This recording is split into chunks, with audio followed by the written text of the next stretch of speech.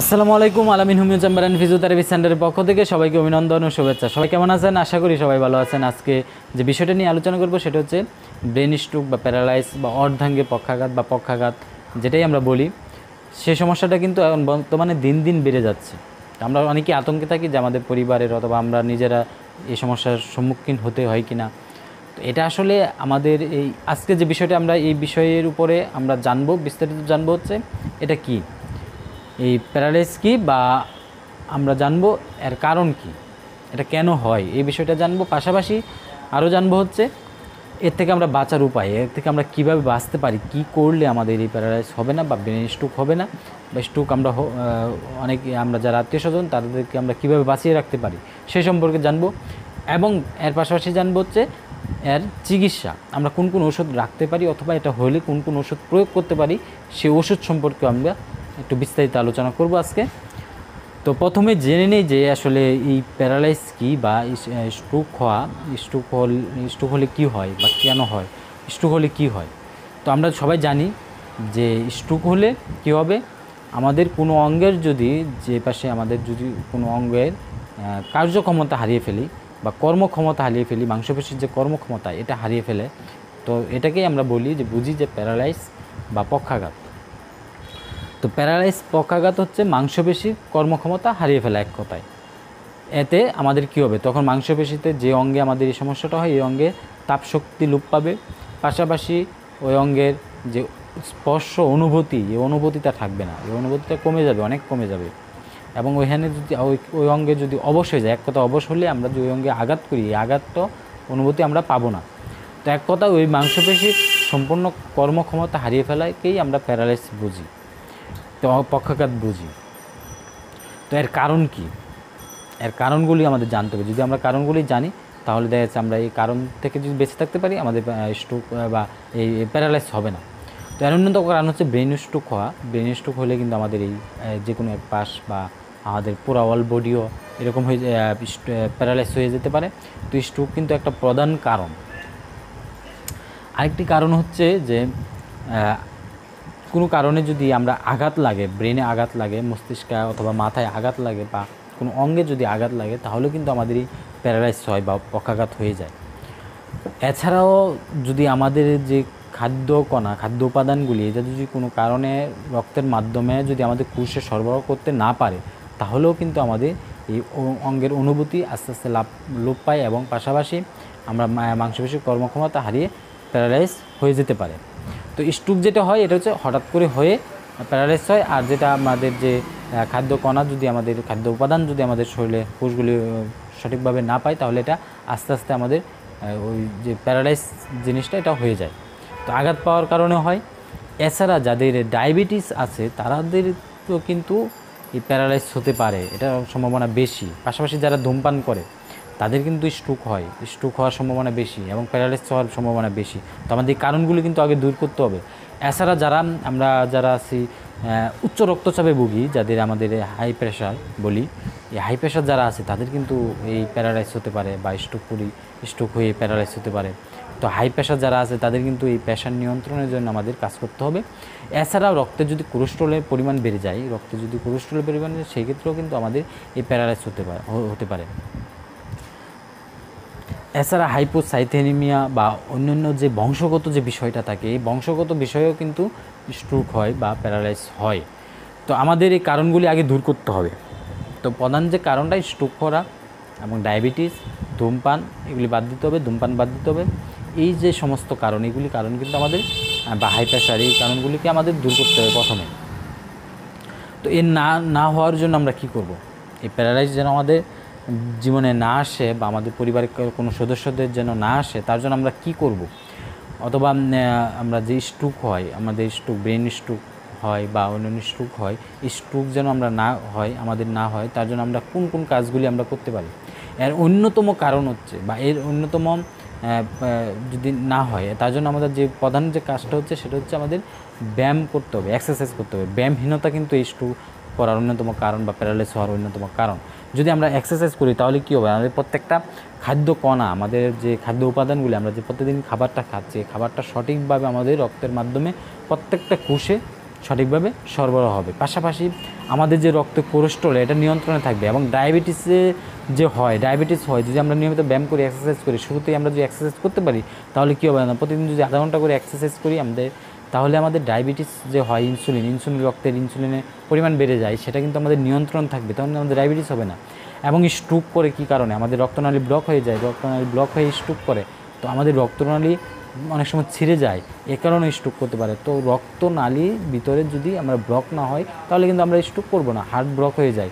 অনেকে heart block, এটাও কিন্তু আমরা প্রত্যেকটা রোগের সাথে কিন্তু এই ব্যায়াম এক্সারসাইজ জড়িত। যদি আমরা ব্যায়াম এক্সারসাইজ করি তাহলে কিন্তু আমাদের এই সমস্যাগুলি আর হবে না। তাহলে এক্সারসাইজ কিন্তু খুবই গুরুত্বপূর্ণ একটা বিষয় আমাদের এই স্ট্রোক থেকে বাঁচার জন্য, প্যারালাইসিস থেকে বাঁচার জন্য। যদি আমরা নিয়মিত এক্সারসাইজ করি তাহলে আমাদের প্রত্যেকটা অঙ্গের জয়েন্টের কার্যক্ষমতা বৃদ্ধি পাবে, প্রত্যেকটা অঙ্গের জয়েন্ট মজবুত হবে।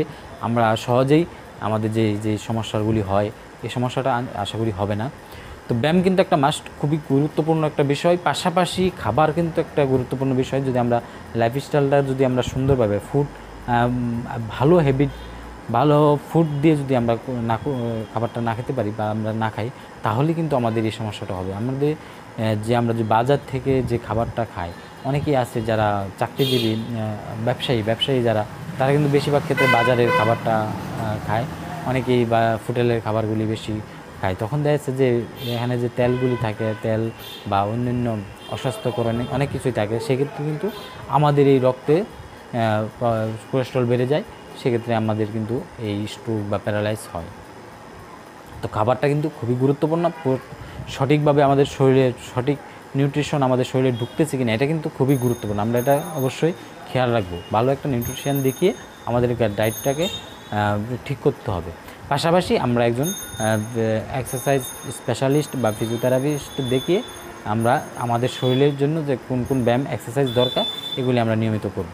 তো আধা ঘন্টা যদি আমরা এক্সারসাইজ করি, আমাদের খাবারের যেমন আমরা প্রতিদিন খাবার খাচ্ছি, প্রতিদিন গোসল করছি, প্রতিদিন আমাদের ঘুমাতে হয়, তাই প্রতিদিন যে রুটিনে যে কাজগুলি, এই কাজের মধ্যে আমাদের আধা ঘন্টা আমাদের হাফ ঘন্টা যদি আমরা রেখে দিই যে এক্সারসাইজের জন্য, তাহলে কিন্তু আমাদের শরীরে অনেক রোগ থেকে আমরা বাঁচতে পারি। তো এই বাঁচার জন্য আমরা এই কাজগুলি করব।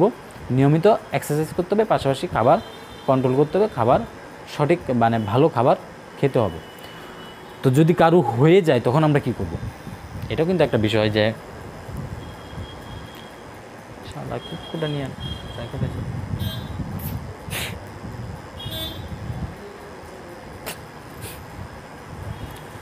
তো যদি কারো হয়ে যায়, স্ট্রোক হয়ে যায়, আমার পরিবারের কোনো সদস্য যদি স্ট্রোক হয়, তার জন্য আমি কি করব? বা আমার নিজেরও যদি মনে করি যে আমার স্ট্রোক হচ্ছে বা আমার দুর্বলতা লাগছে, আমার অনেক খারাপ লাগতেছে, আমার অনুভূতি শক্তি আস্তে আস্তে কমে যাচ্ছে, তখন তাৎক্ষণিক আমি কি করব? তো এর জন্য আমরা যে ওষুধগুলি আমরা বাসায় রাখতে পারি, যারা হোমিওপ্যাথিক নিয়ে প্র্যাকটিস করেন তারা তো এই ওষুধগুলি বাসায় অবশ্যই থাকে। এবং যারা হোমিওপ্যাথিক সম্পর্কে একটু জানেন তারাও কিন্তু এই ওষুধগুলি রাখতে পারেন বাসায়। এখনও একটা ওষুধ আছে যে ওষুধটা আমরা যদি বাসায় রেখি, তাৎক্ষণিক রোগে কিন্তু আমাদের এই ওষুধটা খুব ভালো কাজ করে। তো যাদের প্যারালাইস বা স্ট্রোক হচ্ছে বা হঠাৎ করে স্ট্রোক হয়ে যাচ্ছে হাই প্রেশারের কারণে বা অন্যান্য যে কোনো কারণে, তো তাদের ক্ষেত্রে তখন কিন্তু আমরা অজ্ঞান হয়ে যাচ্ছে, তখন কিন্তু আমরা তাৎক্ষণিক এই কোনেট ওষুধটা সেবন করাতে পারি। তাৎক্ষণিক আশা করি রেজাল্ট চলে আসবে।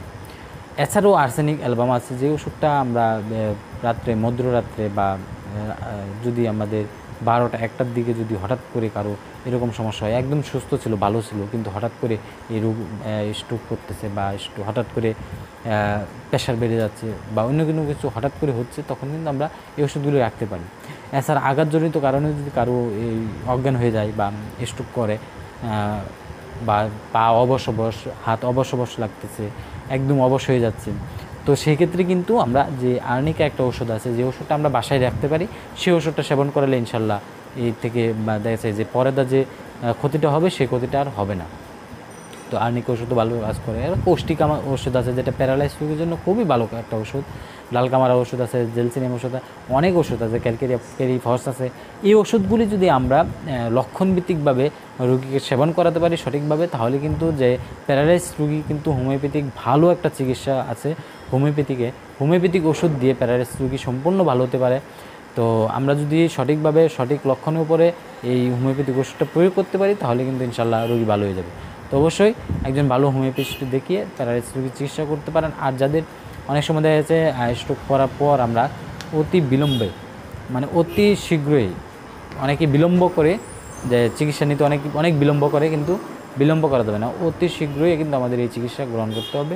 যদি আমরা সঠিকভাবে চিকিৎসা গ্রহণ করতে পারি, তাৎক্ষণিক হাসপাতালে নিয়ে চিকিৎসা করতে পারি, তাহলে কিন্তু পরেদা যে আমাদের যে অঙ্গের যে ক্ষতিটা হয় আমাদের একদম অবশ হয়ে যায়, অল বডি অবশ হয়ে যাচ্ছে অথবা এক পাশ একদম অবশ হয়ে যায়, সেই জিনিসটা আর হবে না, একদম প্যারালাইজ হবে না। তো আমরা তাৎক্ষণিক চিকিৎসা করব, এটা কিন্তু খুবই গুরুত্বপূর্ণ। আমাদের স্ট্রোক করা বা ব্রেন স্ট্রোক করার কারণে আমরা অনেকেই আছে যে বিলম্ব করে, অনেকেই আছে কবিরাজের জন্য অপেক্ষা করে বা এই জন্য বাতাস লাগছে এরকম বলে অপেক্ষা করতেছে, কবিরাজের জন্য 2 দিন 1 দিন 3 দিন পার হয়ে যাচ্ছে। সেক্ষেত্রে কিন্তু আস্তে আস্তে তার অঙ্গের কার্যক্ষমতা আরও লোপ পাচ্ছে, তখন কিন্তু একদম প্যারালাইসিস হয়ে যায়, তখন কিন্তু এটা রিকভার করা অসম্ভব হয়ে পড়ে। কারণ প্রত্যেকটা নার্ভ কিন্তু তখন সিগন্যাল হারিয়ে ফেলে, ব্রেন থেকে সিগন্যাল হারিয়ে ফেলে, তখন কিন্তু এই রুগীকে রিকভার করতে করতে 1 বছর বা 6 মাস 1 বছর লেগে যায়। তো আমরা তাৎক্ষণিক চিকিৎসা করব, তাহলে কিন্তু আমাদের এটা রিকভার করা যায়, প্যারালাইসিস ভালো হয় এবং সম্পূর্ণভাবে ভালো হয়। এটা হচ্ছে সম্পূর্ণ ব্যায়ামের উপর নির্ভর করে। প্যারালাইসিস চিকিৎসার অন্যতম চিকিৎসা হচ্ছে ফিজিওথেরাপি, পাশাপাশি এক্সারসাইজ। ফিজিওথেরাপি মানে হচ্ছে এক্সারসাইজ। আমরা ফিজিওথেরাপি বিভিন্ন ইলেকট্রিক ডিভাইসে কিছু থেরাপি দেওয়া হয়, এছাড়া যে এক্সারসাইজগুলি করা হয় ফিজিক্যাল, সেগুলিও কিন্তু ফিজিওথেরাপি। তো আমাদের ফিজিওথেরাপি কিন্তু মূল চিকিৎসা, প্যারালাইসিস রোগীর চিকিৎসা, প্রাথমিক চিকিৎসাটা নেওয়ার পরে আমাদের তারপর থেকে নিয়মিত যে চিকিৎসাটা করতে হবে সেটা হচ্ছে ফিজিওথেরাপি দিতে হবে এবং এক্সারসাইজ করতে হবে। এটাই কিন্তু প্রধান চিকিৎসা এবং এটা নিয়মিত করতে হবে। অনেকে আছে স্ট্রোক করার পর, ব্রেন স্ট্রোক করার পর বা প্যারালাইসিস হওয়ার পরে এরপরে কিন্তু আস্তে আস্তে কিছুদিন ওষুধ খাওয়ার পরে যে ব্যায়ামগুলি করার কথা, এই ব্যায়ামগুলি নিয়মিত করা হয় না, সেক্ষেত্রে কিন্তু সম্পূর্ণ সুস্থ হয় না। এটা কিন্তু কন্টিনিউ করতে হবে। কন্টিনিউ করলে এক সময় দেখা কারো 2 মাস, কারো 1 মাস, কারো 3 মাস লেগে যায়, কারো 6 মাস লেগে যায়, একসময় সম্পূর্ণ সুস্থ হয়। প্যারালাইসিস রোগী একসময় সম্পূর্ণই সুস্থ হয়, 80% রিকভার করতে পারে। তো যাই হোক, এ সম্পর্কে মোটামুটি বিস্তারিত আলোচনা করলাম প্যারালাইসিস সম্পর্কে। তো যাদের কোনো পরামর্শ থাকে অথবা কোনো জানার থাকে তারা অবশ্যই কমেন্টের মাধ্যমে জানাবেন। পাশাপাশি চ্যানেলটি সাবস্ক্রাইব করে এবং লাইক বাটন ক্লিক করে অথবা বেল আইকন ক্লিক করে আমাদের পাশে থাকবেন। ইনশাল্লাহ আমি নেক্সট কোনো ভিডিও যে কোনো একটা রোগের উপরে বা যে কোনো একটা স্বাস্থ্য বিষয়ক যে কোনো একটা ভিডিও আমরা নেক্সট টাইমে নিয়ে আসবো। সে পর্যন্ত সবাই ভালো থাকেন, সুস্থ থাকেন। আল্লাহ হাফেজ।